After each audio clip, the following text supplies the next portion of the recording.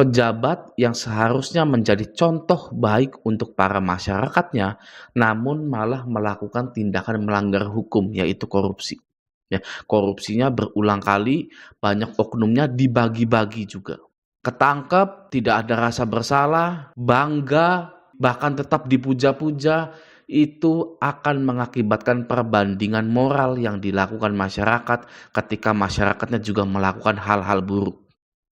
Ya, contoh perbandingannya seperti ini, nebang pohon ilegal dengan korupsinya pejabat.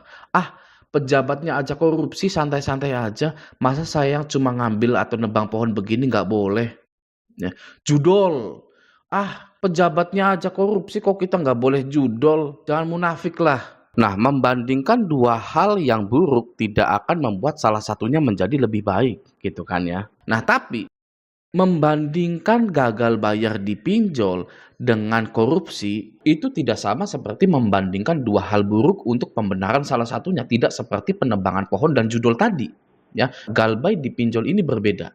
Ya, begini mindsetnya. Ah, pejabatnya aja korupsi, masa saya nggak boleh gagal bayar di pinjol sih? Gitu kan, banyak ya. Itu boleh sebenarnya dipakai. Boleh untuk menyelamatkan diri Anda. Ya, daripada Anda bunuh diri, ya kan, merasa paling sial di dunia ini, bandingkan saja dengan koruptor. Koruptor itu mengambil uang hak orang lain.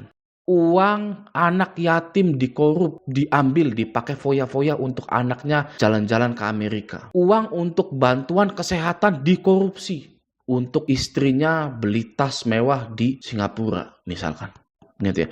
Nah, kalau galbay dipinjol, tidak ada unsur korupsinya sama sekali karena ada akadnya. Akadnya itu pinjam-meminjam. Makanya ada pinjaman produktif, ada pinjaman konsumtif. Anda tahu ya hal tersebut ya. Pinjaman konsumtif untuk biaya makan, biaya pendidikan, pinjaman produktif untuk usaha. Nah, ketika gagal bayar, apakah kita korupsi? Tidak. Gagal bayar karena keadaan ekonominya lemah, gak bisa bayar, banyak kebutuhan, ya itu bukan korupsi namanya. Itu namanya gagal membayar, tidak bisa membayar, gak mampu bayar. Makanya yang gagal bayar dipinjol, gak ada yang dipenjara. Nggak bisa dipenjara, karena beda, bukan korupsi. Ya, nggak mampu bayar karena keadaan ekonomi, masa mau ditambah di penjara? Nggak mungkin. Kalau ada yang bilang bahwa, aduh, atau DC-DC biasanya ya, DC-DC ini biasanya, waduh, Anda penggelapan. Ya, seperti kita ini, waduh, melanggar hukum gitu. Itu bullshit. Itu omong kosong. Kalau gagal bayar itu dipenjara sama seperti korupsi, Pak Jokowi itu bukan bangun IKN, tapi bangun penjara baru bertingkat-tingkat. Ya, contoh misalkan ini kita bangun untuk penjara khusus galbay. Ya, ada nggak berita seperti itu di Metro TV, di SCTV lah, di apalah? Nggak ada, bray. Ya, cuman DC yang bilang Anda itu melanggar hukum pidana. Oke, sangat jelas sekali ya hal seperti itu. Barangkali ada tambahan dari Anda tentang pendapat saya yang ini, silahkan berkomentar di video ini. Oke, nah saya juga menemukan hal-hal yang agak-agak sama di grup Facebook Raja Galbay. Ini langsung saja kita baca gini ya. Sekedar berbagi aja biar nggak stres. Sudah lama nggak di WA ataupun email. Si KP nongol lagi setelah 7 bulan. Adakah ada yang sama dengan saya? Tidak ada, Mas. Ya, kalau jawabannya nggak ada gimana? Ya kan? Tidak ada yang mendapatkan email setelah 7 bulan. Ya, kenapa? Karena pada ganti email. Pada ganti email, pada ganti nomor WA agar bisa fokus menjalani kehidupan ke depan. Lebih baik mana? Lebih baik fokus menjalani kehidupan ke depan atau masih mantengin reload email apakah akan ada email dari pinjol yang saya galbaikan. Yang jelas-jelas sudah jelas tadi, ya kan? Yang jelas-jelas sudah jelas tadi tidak ada penjara orang khusus galbay, ya. Yang artinya Anda tidak akan dipidana. Jadi lebih baik mana? Lebih baik apakah reload email atau memang buang emailnya dan melanjutkan kehidupan. Saya yakin ya sebagai orang yang gagal bayar juga, Raja Galbay ini meyakini bahwa untuk mengganti email.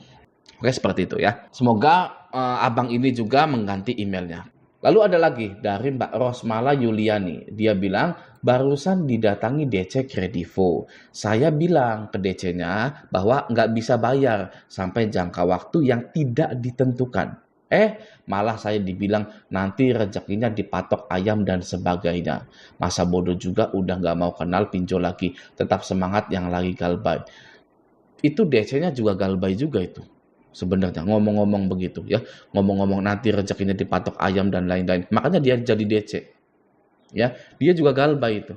Dia tahu dari mana ada lowongan DC pinjol ya. Karena dia memakai pinjol-pinjol juga. Oke, itu yang pertama ya. Yang kedua, banyak orang yang sudah menjauhi pinjolnya, gagal bayar di pinjolnya, tetap bekerja. Ya, tidak dipecat, tidak di SP dan lain-lain. Pokoknya rezekinya masih oke. Yang artinya mindset kita jangan sampai kalah sama setan-setan pinjol tersebut. Ya, di Cina pinjol dihentikan, dibasmi, ya kan? Lalu masuk ke Indonesia. Kenapa di Cina nggak boleh ada pinjol? Ya kan? Karena menghancurkan mindset masyarakatnya. Ya, jangan sampai hanya karena Anda gagal bayar di pinjol, lalu Anda menjadi orang yang paling sengsara seumur hidup. Ya, jangan seperti itu. Ya, mindset kita adalah kita menjauhi setan-setan pinjol ini. Ya, pastinya hal baik akan datang. Gitu, kalau saya. Ya, coba Anda survei. Ya, yang gagal bayar di pinjol tapi masih kerja banyak. Ya, yang diteleponin kantornya tapi masih tetap kerja banyak banget. Oke? Jadi jangan sampai kalah mindset Anda, ya kepercayaan diri Anda sama setan-setan pinjol tersebut. Oke? Percayailah hal-hal yang positif. Jika Anda mempercayai hal yang positif, maka hidup Anda akan positif juga. Oke, segera tinggalkan pinjol tersebut. Galbaikan pinjol-pinjol tersebut. Oke? Lalu ada yang tanya lagi, info yang udah galbay oren, Jabodetabek ada DC nggak ke rumah? Jakarta, Bogor, Depok, Tangerang, Bekasi. Gitu. Ada nggak nih Jabodetabek? Ini jawabannya aman teh. Ya, aman teh. Ya, galbay juga berapa lama? Dia 6 bulan lebih, spam telepon doang yang rame, kalau di WA jarang-jarang, sesekali paling. Lokasi mana? Bogor. Kenapa emang? Pernah datangi DC? Loh, kan nggak pernah. Ya kan tadi udah bilang. Oke, selanjutnya saya dari Desember 2023. Ya, ada DC ke rumah, nggak ada teh, spam chat sama telepon juga sepi. Ya, kirain gue doang yang nggak ada spam sampai curiga mau didatengin FC atau bill collector gitu ya. Gua udah mau 2 bulan malah nggak ada spam. Nah, jadi kenapa? Gini dulu ya. Shopee Jabodetabek aman, tidak ada DC lapangan. Nah, tadi bahas ini ya. Kenapa tidak ada spam WA? Karena kalau Anda mau tahu, SP Letter itu pernah ditegur oleh OJK. Mari kita lihat beritanya. Nah, ini dia ya. OJK panggil SP Letter buntut aduan nasabah. Oke, banyak aduan masyarakat, OJK panggil SP Letter. Banyak aduan dari pelanggan terkait prosedur penagihan dari SP Letter. OJK banyak menerima aduan terkait SP Letter. Oke, jadi SP Letter atau S-Pinjam ini sedang mengurangi intensitas penagihannya. Dan juga kalau WA itu bisa dilaporkan. Kita bisa screenshot lalu kita bisa laporkan ke OJK tersebut. Ya, tapi kalau telepon ya kan itu walaupun bisa direkam tapi kita mau ngirim laporan rekamannya bagaimana gitu kan. Kalau nggak salah OJK itu hanya memberikan fasilitas upload screenshot saja tentang penagihan tersebut gitu ya. Tapi kalau suara itu belum gitu ya. Maka dari itu ya tadi kembali lagi ganti nomor HP gitu. Oke ya. Nah, semoga video ini bermanfaat. Sampai jumpa di video selanjutnya.